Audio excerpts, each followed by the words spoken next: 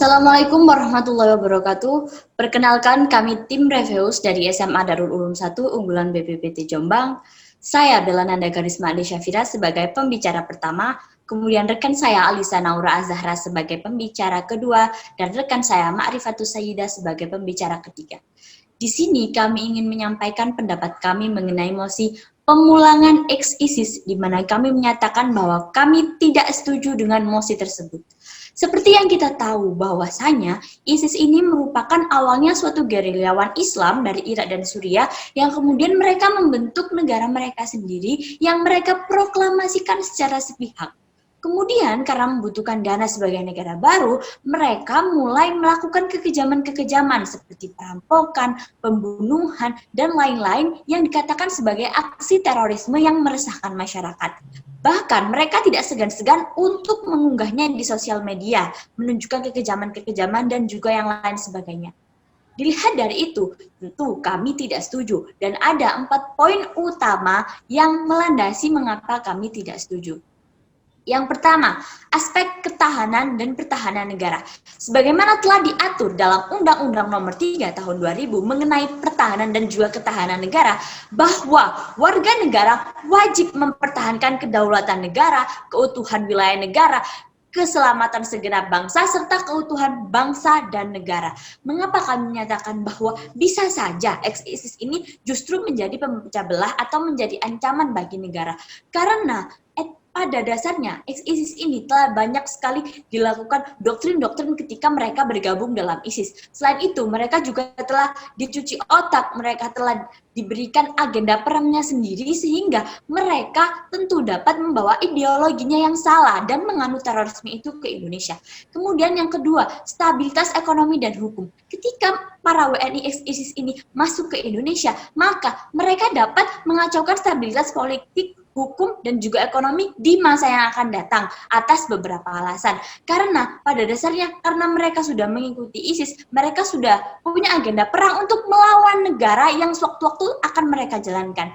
Kemudian yang ketiga adalah sentimen di masyarakat. Kita sendiri mengetahui bahwa seorang mantan narapidana curanmor ataupun narkoba saja sudah mendapat sentimen di masyarakat, mendapatkan kesenjangan yang besar sehingga mereka kan sulit bersosialisasi lagi. Apalagi seorang mantan teroris, tentu mereka akan memiliki kesulitan untuk bersosialisasi lagi di dalam suatu lingkup masyarakat yang justru dapat memecah atau membuat kekacauan serta kesalahpahaman di dalam lingkup masyarakat itu sendiri. Kemudian yang keempat adalah ancaman atau niat terselubung. Kita juga tidak tahu apa yang membuat mereka ingin pulang ke Indonesia. Apakah mereka memang ingin pulang? Atau hanyakah mereka hanya ingin pulang untuk merekrut anggota baru? Untuk melakukan doktrin-doktrin dan juga pencucian otak kepada orang-orang lain yang masih terpinggirkan atau kekurangan dalam hal ekonomi.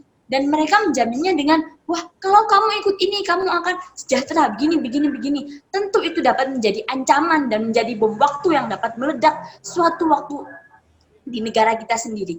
Jadi, mengenai alasan yang telah saya sampaikan tadi, itu adalah alasan mengapa tim kami tidak setuju dengan mosi pemulangan ISIS. Selanjutnya akan dilanjutkan oleh pembicara kedua dari tim saya. Terima kasih. Ya, saya di sini sebagai pembicara kedua dari tim kontra. Di sini saya akan melanjutkan apa yang tadi telah disampaikan oleh rekan saya pembicara pertama. Seperti yang tadi telah dikatakan oleh pembicara pertama, bahwasannya tim kami memang tidak setuju apabila terjadi pemulangan ex-ISIS ke Indonesia. Karena di sini perlu kita semua ketahui bahwasannya apabila seseorang telah mengklaim dirinya menjadi anggota ISIS, maka secara tidak langsung mereka pun telah memutuskan hubungan keluarga negara mereka dengan negara mereka sebelumnya. Dan di sini pastinya mereka sadar bahwasannya mereka tidak akan bisa atau tidak dapat kembali ke negara mereka sebelumnya. Nah, di sini saya akan melanjutkan poin-poin yang tadi telah disampaikan oleh pembicara pertama. Saya akan menambahkan 3 poin. Yang pertama adalah dari pemerintah itu sendiri. Dilansir oleh bbc.com bahwasannya pemerintah pun sebenarnya takut dan khawatir apabila memang harus dan diwajibkan memulangkan para mantan terorisme atau mantan ISIS ke Indonesia. Karena di sini seperti yang diliput oleh data di Camp Al-Hal Suriah, terdapat 660 warga negara Indonesia, di mana 60% dari jumlah tersebut adalah anak-anak. Di mana, menurut penelitian Direktur Eksklusif Institute for Policy Analysis for konflik atau efek, Bapak Sidney James mengatakan bahwasannya apabila seseorang telah dididik dan diberikan sistem terorisme sejak dia kecil, maka sampai dia besar pun dia akan berpegang teguh pada doktrin dan sistem yang sama.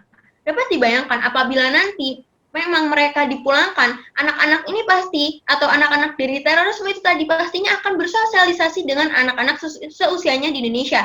Dengan kata lain, mereka akan bermain, bersekolah bersama, di mana bukan hal yang tidak mungkin mereka secara tidak langsung atau secara tidak sengaja menyebarkan doktrin-doktrin tersebut, menyebarkan sistem-sistem tersebut, dan secara tidak langsung mencuci para otak anak-anak di sekitarnya. Yang kedua adalah dari faktor eksternal itu sendiri. Dapat kita bayangkan apabila nanti mereka berkelubuk di masyarakat, apakah masyarakat akan gampang menerima mereka? Pastinya akan terjadi persoalan-persoalan, akan terjadi ketidakrukunan dalam masyarakat itu sendiri. Seperti kita tahu apa yang tadi telah dikatakan oleh pembicara pertama, seorang mantan narapidana saja sulit sekali diterima masyarakat setelah masa penjaranya berakhir, apalagi kejahatan sebesar terorisme. Pastilah banyak masyarakat ketakutan, apalagi banyak kita temukan berita-berita negatif tentang terorisme yang pasti membuat masyarakat berpikir kalau misalkan mereka adalah orang-orang yang sangat berbahaya. Lalu bagaimana mereka akan bersosialisasi dan bertempat tinggal bersebelahan dengan para mantan terorisme ini tadi? Pastinya malah akan menimbulkan keresahan dan kekhawatiran bagi masyarakat setempat itu sendiri. Bukankah itu malah akan menambah beban dan permasalahan di suatu masyarakat? Yang ketiga adalah dari faktor internal, di mana para mantan terorisme apakah benar-benar kembali ke Indonesia karena mereka sudah sadar bahwasannya yang mereka lakukan itu salah? Tidak semua seperti itu. Seperti yang tadi saya jelaskan, bahwasannya di Camp Al-Hol Suriah terdapat 660 warga negara Indonesia, di mana 60%-nya adalah anak-anak. Dapat dikatakan dan ditarik kesimpulan bahwasannya hampir seluruh dari mereka sudah berkeluarga, di mana mereka ingin kembali ke Indonesia karena mereka ingin membina keluarganya dengan lebih baik. Tentunya kita tahu dan dapat kita bayangkan bagaimana buruknya apabila kita mengembangkan atau membina suatu keluarga di tempat yang di sekitar terorisme itu tadi, pastilah menjadi hal yang sangat buruk. Maka dari itu, banyak dari mereka ingin kembali ke Indonesia untuk membina keluarganya, bukan berarti mereka telah meninggalkan doktrin-doktrin dan sistem-sistem yang telah diajarkan kepada mereka selama mereka menjadi anggota ISIS. Pastilah doktrin-doktrin yang ada dalam diri mereka tersebut masih tersisa dan masih digunakan oleh mereka dalam kehidupan sehari-harinya. Selain itu, seperti yang diliput oleh detik.com bahwasanya ternyata di Indonesia sendiri pun terdapat pelatihan-pelatihan terorisme ilegal seperti di kota Aceh, Medan, Jogja, Bogor, dan Cengkareng. Di mana dapat kita bayangkan apabila nanti mantan terorisme atau mantan ISIS bertemu dengan para prajurit calon terorisme itu sendiri, maka apa akan yang terjadi? Ada klub atau golongan terorisme di negeri ini dan tentu saja bisa disebarkan lagi doktrin-doktrin tersebut oleh mereka. Itu adalah menjadi hal yang berbahaya sekali. Bahkan menurut Divisi Kepolisian, Divisi Humas Jakarta Selatan, bahwasannya terdapat sekitar 9 kota lagi yang masih diselidiki oleh kepolisian terkait pelatihan terorisme ilegal. Dapat dibayangkan bahwasannya di Indonesia sendiri saja masih menjadi incaran atau menjadi suatu permasalahan yang sedang dicari oleh polisi dan diteliti lagi oleh polisi untuk mencapai agar di Indonesia ini tidak terdapat doktrin-doktrin terorisme yang tersebar. Masa ya yang dari luar atau yang benar-benar sudah menjadi anggota dulunya dikembalikan lagi ke Indonesia? Hal tersebut tidaklah mungkin. Maka dari itu saya tegaskan kembali bahwasannya tim kami tidak setuju apabila terjadi pemulangan eksis ke Indonesia. Selanjutnya akan dilanjutkan oleh pembicara ketiga. Terima kasih kepada pembicara pertama dan pembicara kedua. Di sini saya sebagai pembicara ketiga menegaskan kembali bahwasanya tim kami sangat tidak setuju mengenai adanya mosi pemulangan eksis. Mengapa? Karena seperti yang telah dijelaskan oleh pembicara pertama dan pembicara kedua, terdapat 7 argumen mengapa kami sangat tidak setuju mengenai adanya rencana untuk pemulangan eksis itu sendiri. Salah satunya adalah dengan adanya pemulangan di eksis itu sendiri, maka akan mengganggu stabilitas hukum, politik, dan ekonomi di Indonesia. Dalam hal ini yang kami maksud mengganggu stabilitas hukum, dalam hal ini yang kami maksud dengan mengganggu stabilitas hukum dan politik adalah seperti yang kita ketahui, Indonesia memiliki hak asasi manusia, di mana terdapat kewajiban dari pemerintah itu sendiri untuk menjaga keamanan warga negara Indonesia. Oleh karena itu, daripada kita mempertaruhkan 269 juta penduduk Indonesia hanya demi untuk mementingkan hak asasi manusia warga negara Indonesia yang notabene adalah eksis sendiri, yang mereka menyatakan bahwa mereka telah memutus hubungan kewarganegaraan dari Indonesia. Lebih baik kita mengamankan atau lebih menjaga keamanan dari 269 juta penduduk Indonesia itu sendiri. Hal tersebut didukung dengan pernyataan dari Bapak Presiden Indonesia, Bapak Joko Widodo, dan para menteri yang kami lansir dari laman resmi Tirto ID yang menjelaskan bahwa Bapak Joko Widodo dengan para menteri tidak setuju dengan adanya pemulangan warga negara eksis itu sendiri dengan mempertimbangkan keamanan 269 juta penduduk Indonesia yang lainnya. Oleh karena itu, pemerintah saja tidak setuju apabila dengan adanya pemulangan eksis itu sendiri. Yang kedua, dalam hal ini, yang kami lansir dari laman resmi bbc.com menjelaskan bahwa Bapak Menteri Koordinator Bidang Politik Hukum dan Keamanan Republik Indonesia, Bapak Mahfud MD, menjelaskan bahwa dengan adanya rencana pemulangan warga negara yang notabene adalah eksis itu sendiri, maka akan membawa virus terorisme, di mana virus terorisme tersebut akan menyebar perlahan-lahan sesuai dengan yang diinginkan dari warga negara yang notabene adalah eksis itu sendiri. Oleh karena itu, di sisi lain juga tidak ada jaminan dari warga negara eksis itu sendiri bahwa mereka pulang tanpa membawa ideologi dan doktrin yang telah mereka dapatkan di wilayah yang eksis itu sendiri. Oleh karena itu di sini tidak ada yang akan menjamin bahwa mereka pulang akan membawa dampak yang positif. Justru mereka akan membawa dampak-dampak negatif yang telah dijelaskan oleh pembicara pertama dan pembicara kedua tadi. Kemudian dari sisi perekonomian Indonesia, seperti yang kita ketahui bahwa apabila warga negara yang eksis itu sendiri pulang ke Indonesia, mereka tidak memiliki profesi yang jelas. Oleh karena itu, mereka akan menjadi pengangguran. Dan yang perlu kita ketahui sekarang adalah jumlah pengangguran di Indonesia sudah mencapai angka 8,5% dari seluruh penduduk Indonesia.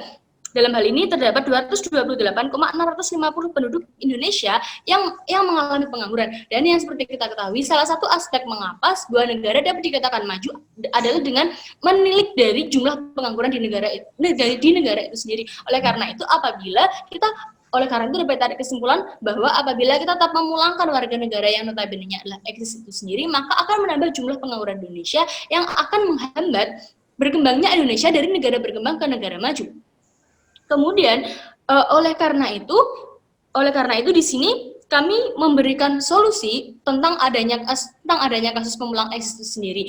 Di sini kami memberikan dua solusi. Yang pertama adalah solusi jangka panjang dan solusi jangka pendek. Untuk solusi jangka panjangnya adalah kita memberikan solusi untuk meningkatkan budaya literasi.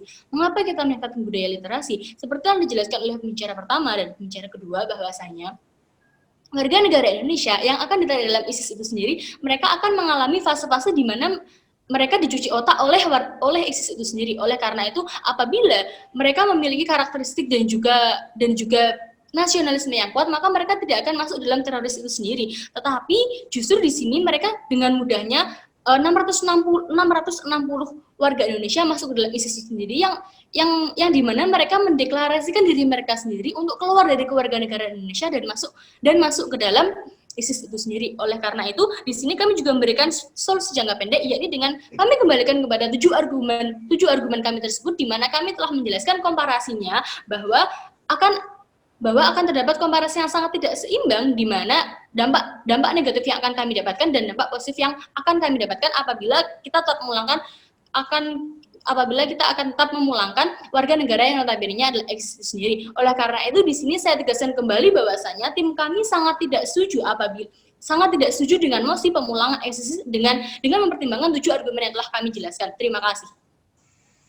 Terima kasih. Saya di sini sebagai pembicara simpulan ingin kembali menegaskan ulang mengapa tim kami tidak setuju dengan mosi pemulangan eksis. Telah kami jelaskan, telah kami kupas tuntas dalam 7 argumen yang telah kami babarkan dan jabarkan sejak tadi. Mengenai argumen-argumen yang telah kami sampaikan, dapat kita lihat bersama bahwasanya daripada dampak positif yang mungkin akan kita dapatkan ke depannya, justru banyak sekali dampak negatif atau ancaman-ancaman yang mungkin akan kita terima ke depannya karena memulangkan eksis ini sendiri. Maka dari itu, kita memilih untuk tidak memulangkan ISIS karena alasan yang telah kami sampaikan. Selain itu, yang harus kita ingat adalah bahwa ketika seorang warga negara Indonesia telah memutuskan untuk bergabung dengan organisasi ISIS itu sendiri, mereka dengan ikhlas dan juga sukarela melepaskan kewarganegaraannya. Dilihat dari hal ini, sudah terbukti bahwa tidak ada paksaan dan mereka sudah dengan ikhlas dan sukarela melepaskan kewarganegaraannya, yang berarti mereka sudah bukan lagi merupakan warga negara Indonesia yang berhak untuk mendapatkan haknya. Jadi, daripada memulangkan mereka dan menambah masalah-masalah baru yang mungkin muncul ke depannya dengan membahayakan sekian ratus masyarakat yang ada di Indonesia, lebih baik kita tidak mengurusi hal ini lagi karena sejatinya mereka sudah bukan merupakan warga negara Indonesia lagi. Sekian dari tim saya. Apabila ada salah kata maupun perbuatan, kami mohon maaf yang sebesar-besarnya. Saya akhiri. Wassalamualaikum warahmatullahi wabarakatuh.